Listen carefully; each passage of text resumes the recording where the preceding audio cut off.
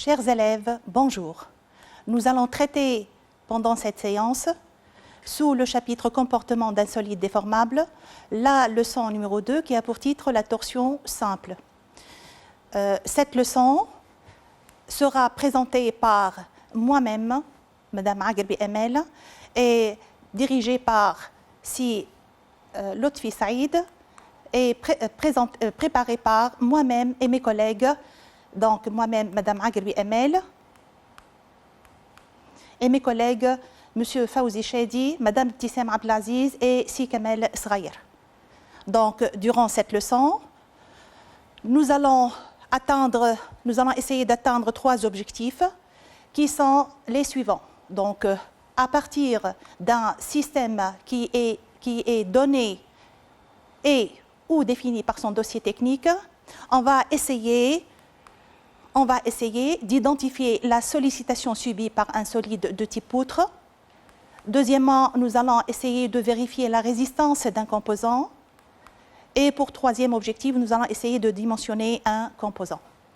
Pour ce faire, nous avons choisi comme système d'étude la perceuse sensitive, sur laquelle nous allons nous consacrer à la partie transmission de mouvement. Cette partie qui est représentée devant vous, dans laquelle nous avons un forêt qui est animé par un mouvement de rotation. Ce mouvement, il provient à partir d'un moteur qui transmet ce mouvement de rotation à travers un système poulie-croix.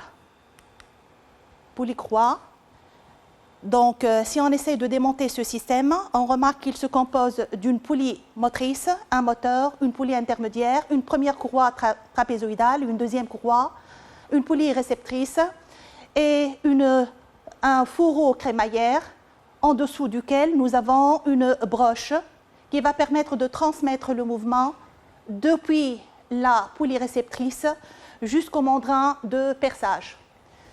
Donc, ce mandrin, cette broche, va représenter l'objet d'étude.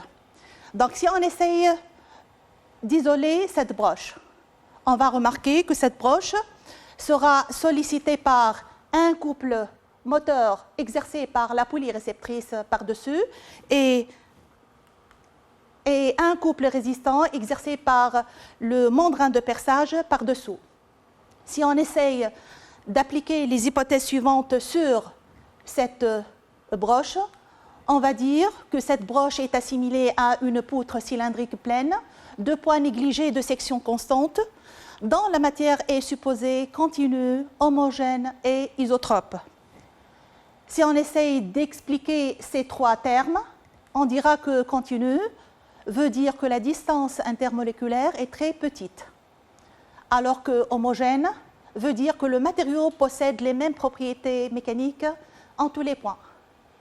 Alors que isotrope, c'est le fait d'avoir en un même point les mêmes propriétés mécaniques dans toutes les directions.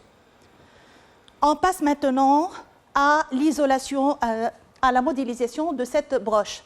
Donc, nous allons la modéliser de la façon suivante. Elle sera donc représentée par une poutre cylindrique de section constante, sur laquelle nous allons agir en A par un moment de torsion MTA et en B par un moment de torsion MTB. Remarquez bien que ces 2 moments sont égaux et opposés, portés par la ligne moyenne. C'est la définition de la torsion.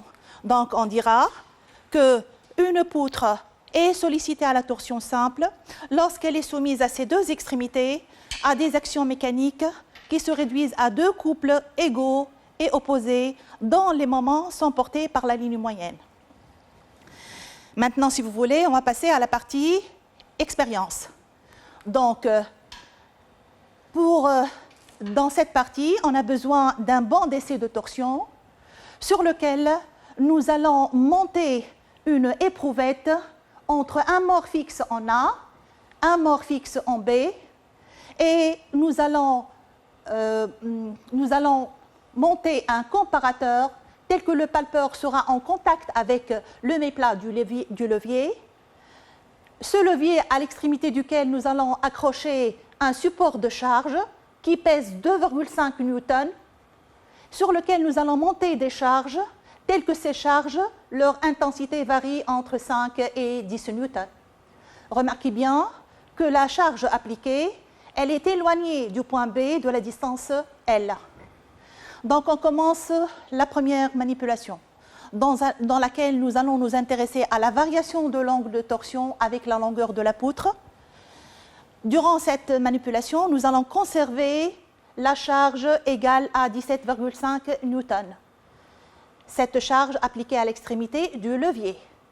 Et nous allons jouer sur la distance x. Nous allons prendre ici 4 valeurs. Donc, la distance x, c'est la distance séparant donc la liaison encastrement entre la poutre et le banc, et la distance là où on vient d'appliquer la charge. On commence par monter un comparateur, tel que le palpeur est en contact avec le méplat du levier. Remarquez ici qu'un tour du comparateur correspond à 1 degré. Si jamais le comparateur effectue plus qu'un tour, il y a une deuxième aiguille qui va donc donner ce nombre de tours. D'accord? Donc, on commence par d'abord régler le zéro du comparateur lorsque la charge n'est pas appliquée. Et on commence notre expérience, sachant que l'on va commencer avec une éprouvette en acier. Donc, voilà, pour une distance x1 qui vaut 300 mm, le comparateur a indiqué un tour plus 5 divisions, c'est-à-dire 1,05 degrés. Pour x2 qui vaut 400 mm, le comparateur a indiqué 1,43 degrés. Voilà, 1,44, pardon. Pour x3 qui vaut 500 mm, le comparateur a indiqué 1,55 degrés. Et finalement, pour la distance x4 égale 600 mm, le comparateur a indiqué 1,95 degrés. Donc, ceci va permettre, donc, grâce à ce tableau, on va essayer de tracer la courbe correspondante. Donc, on a trouvé, pour 300, on a trouvé 1,05. Voilà, on obtient ce premier point. Pour 400, 1,44. Pour 500, comme distance, nous avons 1,55 degrés. Et pour 600 mm de distance, nous avons obtenu un angle de 1,95 degrés. La courbe tracée est une droite qui passe par l'origine. Remarquez bien que l'angle alpha et le x sont proportionnels. La droite est d'équation alpha égale une constante fois x. Donc, on remarque la chose suivante, que lorsqu'on agit avec un moment à l'extrémité d'une portion de poutre, distante d'une distance x, on va remarquer que cette section va tourner d'un angle alpha, donc la génératrice va subir une déviation. Cela va permettre la constatation suivante. Donc si on trace une génératrice M1, M2 et que l'on fait appliquer un moment de torsion, on constate que cette génératrice a subi une déformation, elle est devenue une hélice M1, M2'. Donc, pour une section se trouvant à une distance x1, elle a subi une déformation d'un angle alpha 1. Pour une section se trouvant à une distance x2, elle a subi une déformation d'un angle alpha 2, etc. Pour une distance L, la section a subi une déformation d'un angle alpha. Ceci va permettre d'écrire l'équation suivante, telle que alpha 1 sur x1 égale alpha 2 sur x2 égale alpha i sur xi égale alpha sur L égale une constante qui est égale à θ. Tel que θ, ça représente l'angle unitaire de torsion en radians par millimètre. Le alpha, c'est l'angle de torsion en radians. Le L, c'est la longueur de l'éprouvette en millimètres. On passe maintenant à la manipulation numéro 2, dans laquelle nous allons voir la variation de l'angle de torsion en fonction du moment. Durant cette manipulation, nous allons conserver la distance x égale à 600 durant toute la manipulation. Donc x égale 600. et nous allons jouer sur la charge à appliquer. Donc, nous allons expérimenter 4 charges. Donc, la charge qui sera appliquée à l'extrémité du levier, distante de la distance L, éloignée de la poutre. Ce L qui vaut 100 mm. On rappelle qu'un tour de l'aiguille, ça vaut 1 degré. Et nous allons commencer avec une éprouvette en acier. Donc, on commence avec la première charge. Donc, pour une charge de 2,5 newtons, on a obtenu 0,28 degrés. Pour une charge de 7,5 newtons, on a obtenu 0,83 degrés. Pour une charge de 12,5 newtons, on a obtenu 1,4 degrés. Et finalement, pour une charge de 17,5 newtons, on a obtenu une variation d'un angle de 1,95 degrés.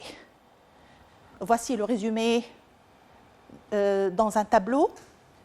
Donc, nous allons exploiter ce tableau tout à l'heure, mais avant toute chose, nous allons essayer de calculer le moment de torsion. Le moment de torsion qui n'est autre que la charge appliquée multipliée par la distance L qui vaut 100. Ceci va permettre d'abord de calculer le moment de torsion. Comme je viens de le dire, c'est égal à F multiplié par L, L qui vaut 100. Donc, voici l'expression MT égale F fois L. Donc, on commence par multiplier 2,5 par 100, on obtient 250 Nm. 7,5 par 100, c'est 750. 12,5 par 100, 1250.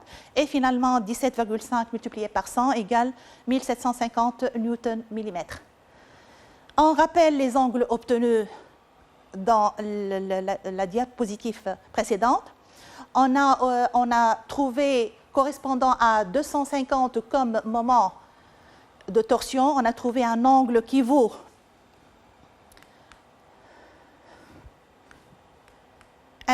qui vaut 0,28 degrés. Pour un moment de 750 Nm, on a obtenu 0,83 degrés. Pour 1250 Nm, on a obtenu 1,40. Et finalement, pour 1750, on a obtenu 1,95 degrés. La courbe tracée est une droite qui passe par l'origine. Bon, durant cette deuxième manipulation, nous allons maintenir le tout, sauf l'éprouvette, nous allons changer l'éprouvette. Au lieu d'une éprouvette en acier, nous allons expérimenter une éprouvette en laitan. Tel que le laitan, c'est un alliage de cuivre. Donc, pour un moment de 250, on a obtenu un angle de 0,5. Pour 750, on a obtenu 1,81. Pour 1250, on a obtenu 3,12. Et finalement, pour 1750, on a obtenu 4,44. La courbe tracée, c'est toujours une droite, mais de pentes différentes, comme vous remarquez. Nous allons refaire l'expérience cette fois-ci avec une éprouvette en aluminium. Les résultats obtenus sont les suivants. Pour MT 250, on a obtenu alpha 0,62. Pour 750, 2,23. Pour 1250, on a obtenu 3,88. Et pour 1750, on a obtenu 5,52 degrés. Toujours, la courbe est une droite qui passe par l'origine, mais de pentes différentes. Donc, on remarque que les trois courbes étaient des droites qui passent par l'origine, mais de pentes différentes. Donc, l'expression de MT est égale à une constante fois alpha. Cette constante change avec la nature de la matière. La constante, c'est la pente. La pente. Donc, on va dire si on annule le moment de torsion, on va remarquer que l'éprouvette revient à sa forme initiale. Donc, la déformation dans cette zone, elle est élastique. On remarque bien si on continue l'expérience jusqu'à la rupture de l'éprouvette, on va obtenir le diagramme suivant dans lequel nous avons deux zones. Une zone de déformation élastique qui est une droite qui passe par l'origine et une zone quelconque, donc c'est une zone de déformation permanente ou plastique. C'est tout à fait naturel que nous devons limiter notre étude à la zone de déformation élastique qui est la droite. On passe maintenant à chercher la relation entre la contrainte et la déformation. on remarque ici que si on essaye de faire augmenter la contrainte tangentielle tau, on va remarquer que l'angle de déviation subi par la fibre, gamma, il va augmenter. Cela s'établit selon ce diagramme. Donc, nous avons une zone élastique. Donc, ça va permettre d'écrire l'équation suivante. C'est la loi de Hooke qui dit que tau est égal à G fois gamma. Donc, G étant le module d'élasticité transversale, il est fonction de la nature de la matière expérimentée. Maintenant, on va essayer de chercher la tangente de l'angle gamma. Pour un angle qui est très faible, tangente gamma ou gamma, ça revient à écrire la même chose. Donc, ce n'est autre que le côté opposé sur le côté adjacent. Le côté opposé, c'est égal à l'arc M0M. Le côté adjacent, c'est égal à M1, M0. Donc, on va écrire que tangente gamma, c'est aussi égal à gamma, égale l'arc M0M sur M1, M0. Et M1, M0, ce n'est autre que la distance dx. Donc, maintenant, essayons de chercher cet arc M0M. Donc, pour cette portion de poutre, nous avons pris comme rayon ρ et l'ouverture de l'angle étant alpha. Donc, l'arc M0M, ce n'est autre que ρ multiplié par l'angle alpha. Donc, on écrit arc M0M égale ρ fois alpha. Et d'après la formule que l'on a trouvée en premièrement, qui dit que θ égale alpha sur L, nous sommes ici concernés par une distance dx. Donc, θ égale alpha sur dx. Donc, alpha sera égal à θ fois dx. Donc, nous allons l'écrire, alpha égale θ fois dx. Avec ces deux expressions, on revient à la première, on essaye de la traduire. Donc, tangente gamma qui était égale à gamma, égale à l'arc M0M sur dx, ce n'est autre que ρ fois alpha sur dx, avec alpha égale θ fois dx. Donc, ρ fois θ fois dx, on essaye de simplifier par dx, on obtient ρ fois θ. Et donc, finalement, si on revient à la loi de Hooke, qui dit que tau égale à G fois gamma, donc, on écrit tau égale G fois le gamma qui vaut ρ fois θ. On obtient l'expression numéro 4. Remarquez bien ici que le ρ, c'est le rayon qui est variable, il varie de 0 jusqu'à la valeur indiquée. Donc, on passe à l'étape suivante, dans laquelle on nous demande de tracer la répartition de la contrainte. Comme ρ est variable, donc la contrainte sera variable aussi. Elle varie proportionnellement.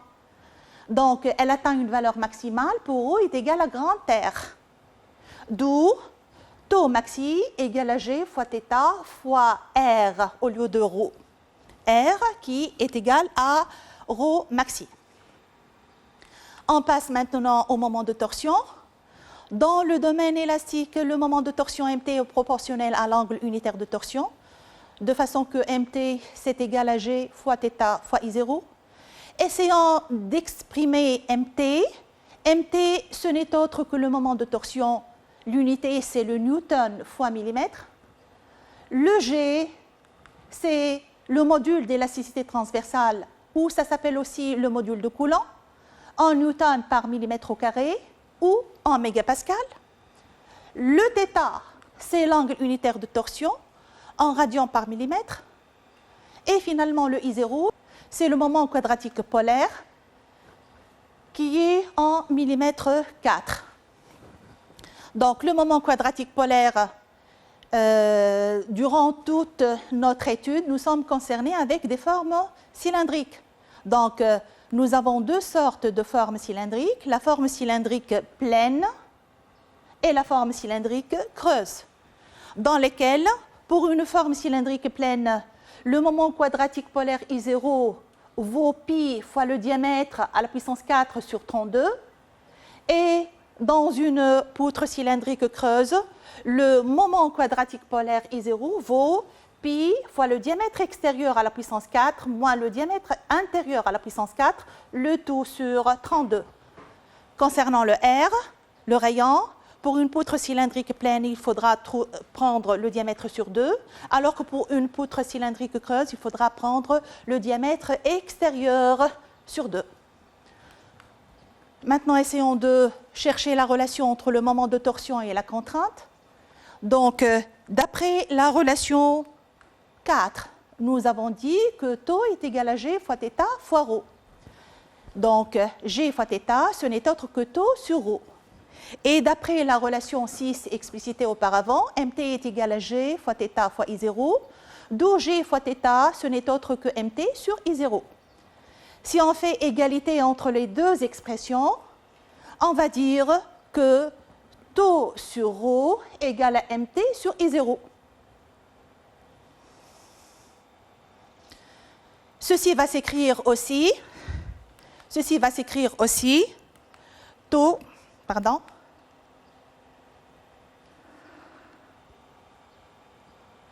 donc, tau est égal à mt sur I0 multiplié par ρ. Ça s'écrit aussi mt sur I0 sur ρ. Et cette valeur de la contrainte tau atteint sa valeur maximale, donc devient tau maxi, pour ρ est égal à R. Donc, si tau est maximal, si ρ est égal à grand R, c'est-à-dire D sur 2. On retient la chose suivante, que I0 sur R, ça s'appelle le module de torsion en millimètres cubes. Donc, le I0 étant en millimètre 4, le R en millimètres, simplification par millimètre, on obtient millimètre cube. Maintenant, on va essayer de représenter la contrainte d'abord pour une poutre cylindrique pleine. Nous savons que la contrainte est proportionnelle à R. Donc, quand le rayon augmente, la contrainte augmente aussi.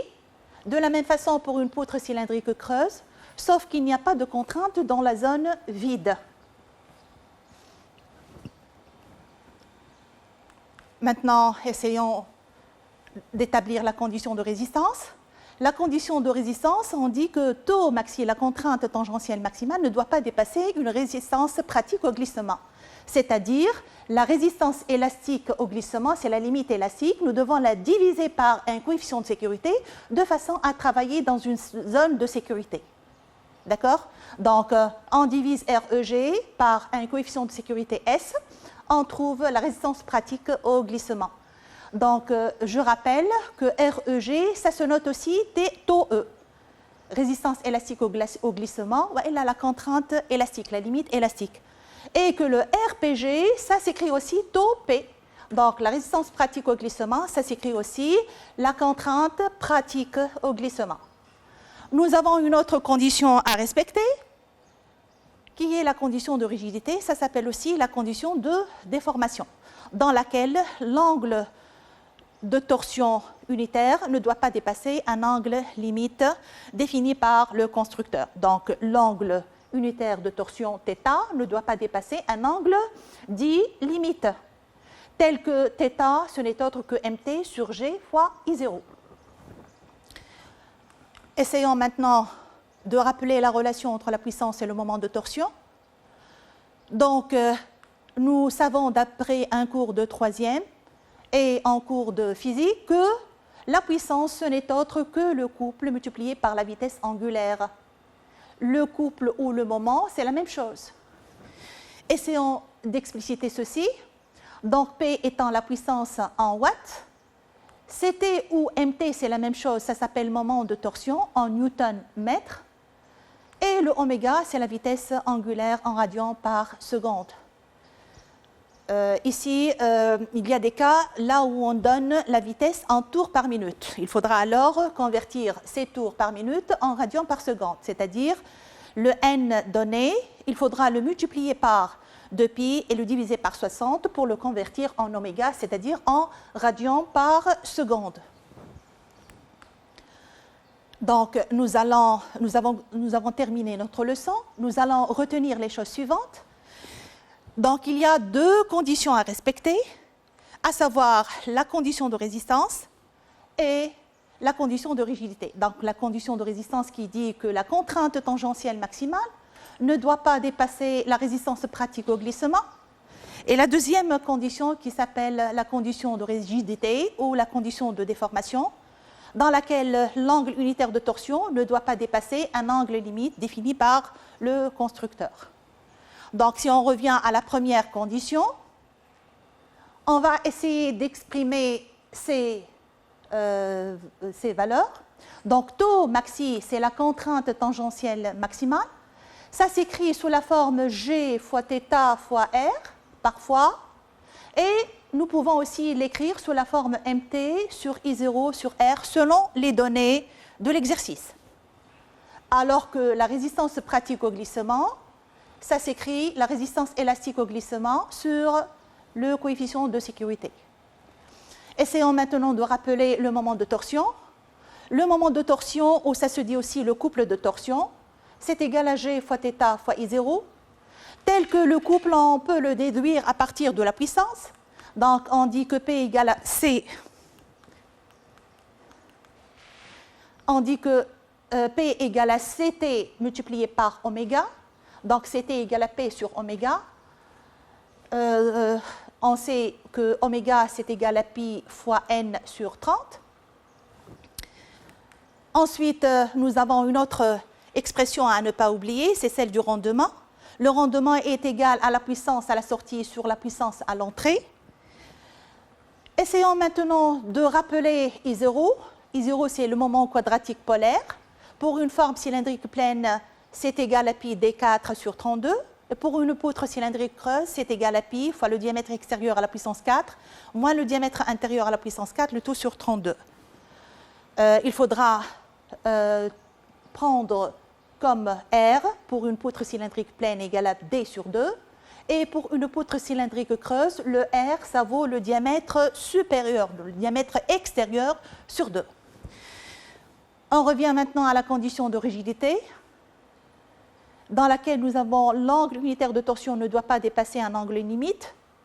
Avec l'angle unitaire de torsion, c'est égal à mt sur g fois I0, ou ça s'écrit aussi égal à alpha sur L.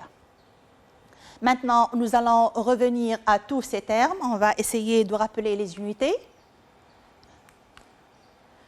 Donc, on commence par le moment de torsion, ou le couple de torsion, en newton-millimètre. G, c'est le module d'élasticité transversale en newton par millimètre au carré. Θ étant l'angle unitaire de torsion en radian par millimètre. I0, le moment quadratique polaire en millimètre 4. S, le coefficient de sécurité sans unité. Oméga, c'est la vitesse angulaire en radian par seconde. N, la vitesse de rotation en tours par minute. P étant la puissance en watts. Nu, c'est le rendement, sans unité bien sûr. Alpha, c'est l'angle de torsion en radian. Et finalement, le I0 sur R, c'est le module de torsion en millimètres cubes. Voilà le résumé.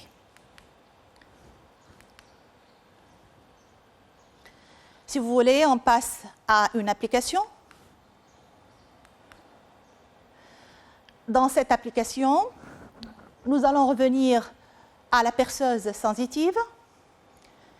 Et cette perceuse qui est composée par un moteur, 3 poulies étagées et une broche qui fera l'objet de notre étude. Donc, nous devons vérifier la résistance de la broche. Donc, ici, nous avons une poulie motrice, une poulie intermédiaire et une poulie réceptrice. Donc, la poulie motrice est étagée, elle comprend 4 étages. La poulie intermédiaire et réceptrice, toutes les deux, comprennent 5 étages. Nous allons essayer de vérifier la résistance de la broche. Nous avons comme donnée la vitesse de rotation du moteur étant estimée égale à 1430 tours par minute et une puissance de 500 watts. Les 3 poulies étagées, voilà leur diamètre respectif. Le rendement total est égal à 0,8. La broche comprend une longueur de 300 mm et un diamètre de 20 mm. Dans une première question, on nous demande de représenter la position des croix donnant la vitesse la plus faible. Donc, si vous voulez, on nous demande ici de représenter deux croix, donc une première croix et une deuxième. Nous allons commencer avec la première. La première, puisque nous avons 3 poulies étagées, nous allons travailler 2 à 2. Nous allons considérer la poulie motrice comme étant l'entrée et la poulie intermédiaire comme étant la sortie. Pour avoir une vitesse la plus faible, il faudra tracer la croix sur le gradin de façon à ce que la poulie motrice soit la plus faible, la poulie réceptrice soit la plus grande, c'est-à-dire ici. De façon à ce que nous allons utiliser DM1 comme diamètre de la poulie motrice égal à 25 mm. Et pour la poulie intermédiaire, nous allons utiliser un diamètre DI5 qui vaut ici, le plus grand, c'est 90. On passe maintenant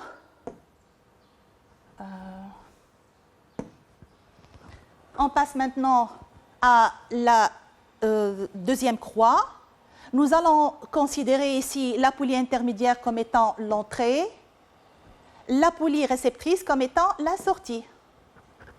Nous allons représenter donc la croix sur le dernier étage, sur la poulie la plus faible sur l'intermédiaire et la poulie la plus forte sur la réceptrice, de façon à avoir DI1 sur l'intermédiaire, c'est-à-dire 30, et DR5 pour la poulie réceptrice, donc 100. Voilà. Donc, on récapitule.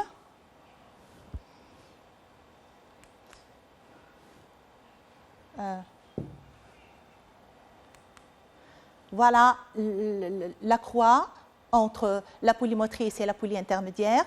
Donc, les diamètres sont 25 et 90.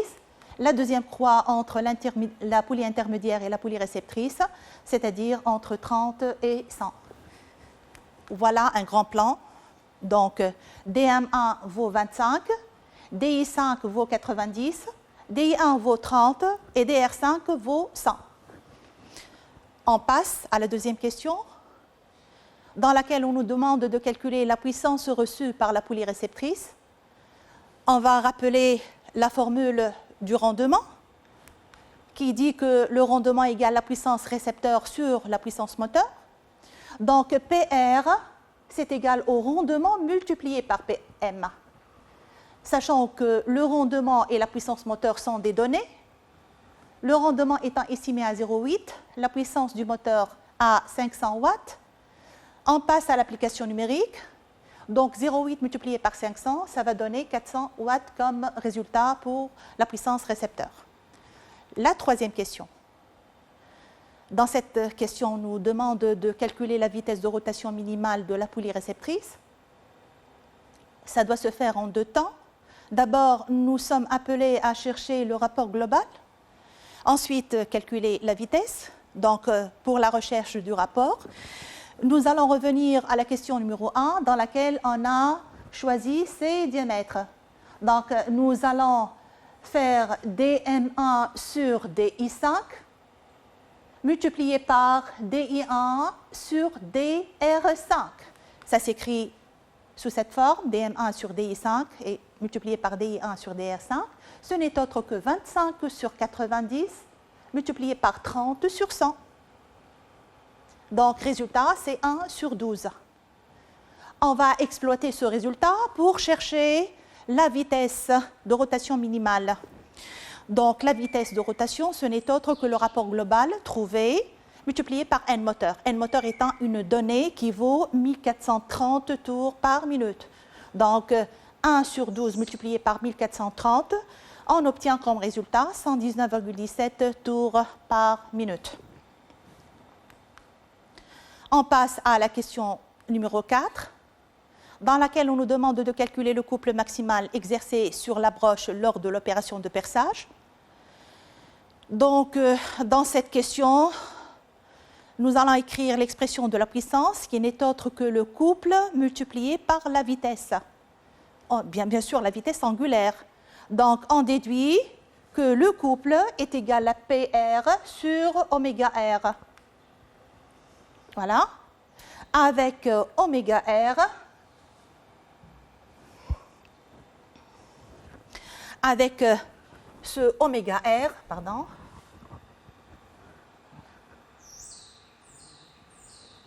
avec le oméga R, c'est égal à pi fois n récepteurs, le tout sur 30. Donc, on vient ici prendre le pi n, l'écrire ici, et le 30, le renverser par dessus. Donc, on obtient 30 fois PR sur pi fois nr mini. On passe au calcul.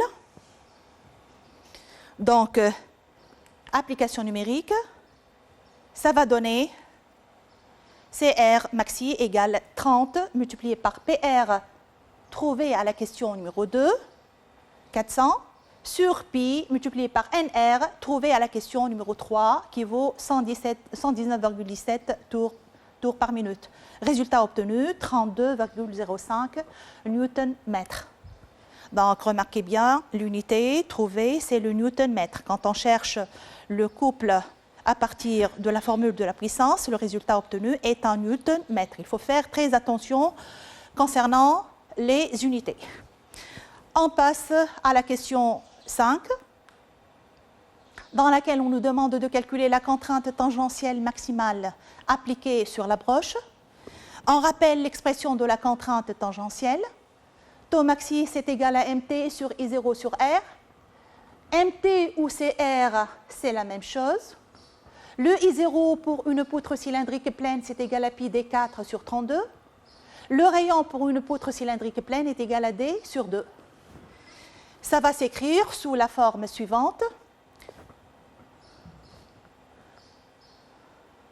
Donc, ça va s'écrire égal CR sur pi fois D à la puissance 4 sur 32 multiplié par l'inverse de D sur 2, donc multiplié par 2 sur D. On peut alors simplifier par D, ça devient ici cube, et simplifier par 2, ça devient ici 16. On va ensuite remonter le 16 par-dessus. Ça s'écrit 16 fois CR, le tout sur pi fois D au cube. Donc, voilà.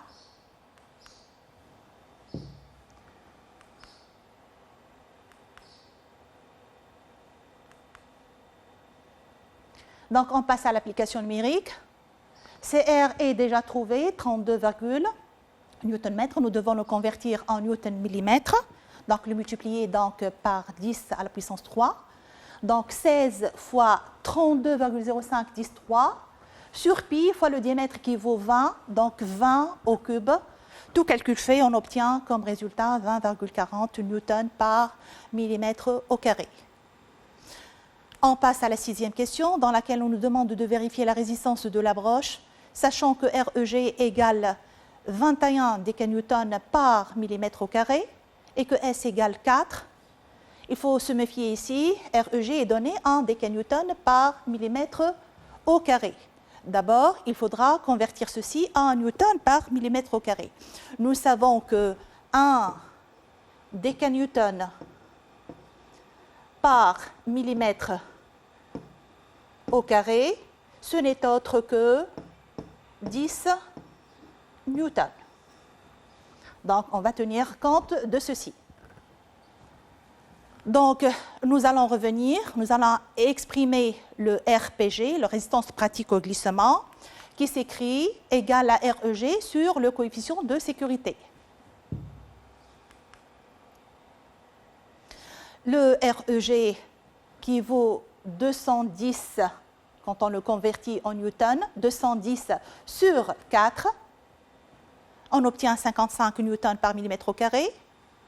On essaie de comparer ceci avec le résultat trouvé de l'expression de la contrainte maximale, tangentielle maximale, qui vaut 20,40 newtons par millimètre au carré.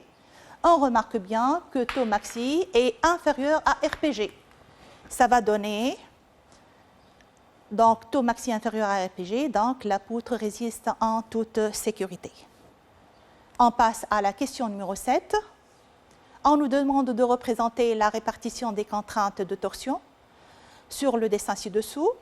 Donc, ici, on nous fournit deux échelles. D'abord, l'échelle du diamètre. 1 mm va se représenter par 2. Nous avons un diamètre qui vaut 20 mm, donc nous allons le représenter par 40 mm de diamètre. Et une échelle de la contrainte, dans laquelle nous avons 1 newton par millimètre au carré, va se représenter par 1 mm. Et nous avons une contrainte qui vaut 20,40. Donc 20,40 va se représenter par 20,4 mm, c'est-à-dire 2 cm,4. Voilà, 2 cm,4 et 2 cm. On essaye de rejoindre les extrémités et remplir le reste par des contraintes qui sont variables. Donc, elles varient de 0 jusqu'à une valeur maximale, là où le rayon atteint sa valeur maximale, c'est-à-dire grand R. On passe maintenant à la question 8, dans laquelle on nous demande de calculer l'angle unitaire de torsion de la broche, sachant que G égale 80 000 newtons par millimètre au carré. G, c'est le module d'élasticité transversale, égale 80 000 newtons par millimètre au carré. C'est aussi égal à 8 fois 10 à la puissance 4 newtons par millimètre au carré. Donc, on va essayer de rappeler l'expression de l'angle unitaire de torsion, qui n'est autre que mt sur G fois I0. Donc, rappelons ici que mt, c'est tout à fait CR. G, la voici. Le I0, c'est égal à pi fois d à la puissance 4 sur 32. Donc, c'est pour ça qu'on a écrit pi d4 ici. Et on a essayé de remonter le 32 par-dessus. Donc, c'est égal aussi à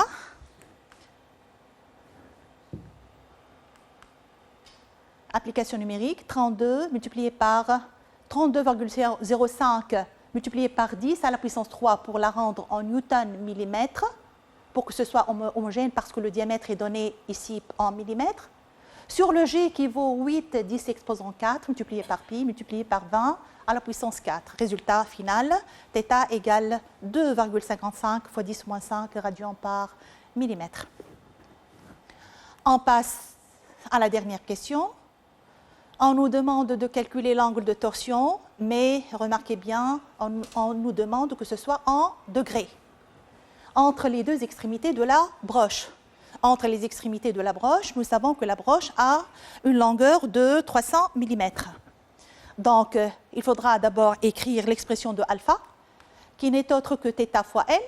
θ, ici, égale 2,55 10 moins 3, 10 moins 5, radians par millimètre, multiplié par la longueur qui vaut 300.